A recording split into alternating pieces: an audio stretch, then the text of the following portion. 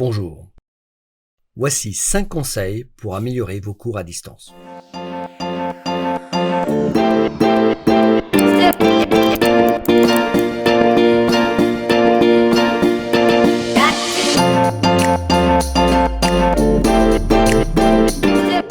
Premièrement, vous devez disposer d'une caméra. Ça paraît une évidence. Mais le fait de disposer d'une seconde caméra est un atout. La qualité est généralement meilleure que celle qui est intégrée dans votre ordinateur.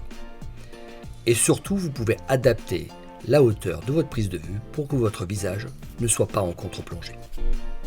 Si ce n'est pas le cas, vous pouvez ajuster votre siège pour que vos yeux soient au niveau de l'objectif, ni trop près, ni trop loin.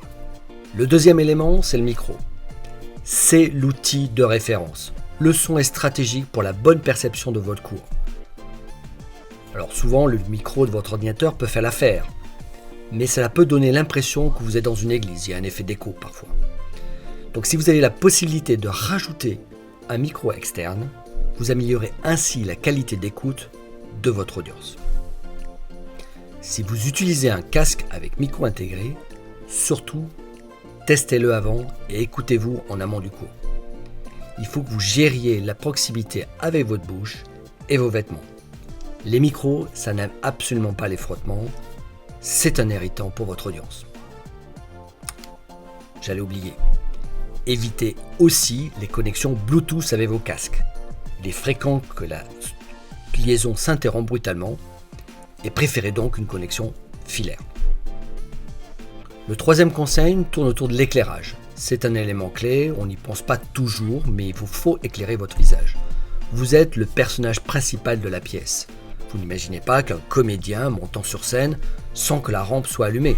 Vous, c'est pareil. Donc évitez d'avoir pour éclairage la luminosité de votre écran. Elle est souvent bleue et vous donne un air un peu livide. Et surtout, ne vous mettez pas en contre-jour. N'oubliez pas que vous faites un cours, pas un témoignage anonyme. Donc la lumière d'appoint est souvent et vivement recommandée. Et si vous pouvez avoir une lumière de couleur chaude, c'est top. Le quatrième point, c'est l'arrière-plan. C'est un élément de perception de votre séance. Donc les outils comme Zoom ou Teams proposent une personnalisation des arrière-plans.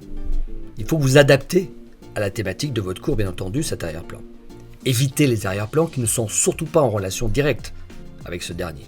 Donc la plage de cocotiers, c'est drôle, c'est fun, mais au bout d'un moment, vous êtes rarement pris au sérieux. Sinon, vous pouvez privilégier soit un fond neutre, ou celui fourni par votre école. Le dernier élément, c'est le deuxième écran. C'est souvent un atout indéniable dans la gestion de votre cours.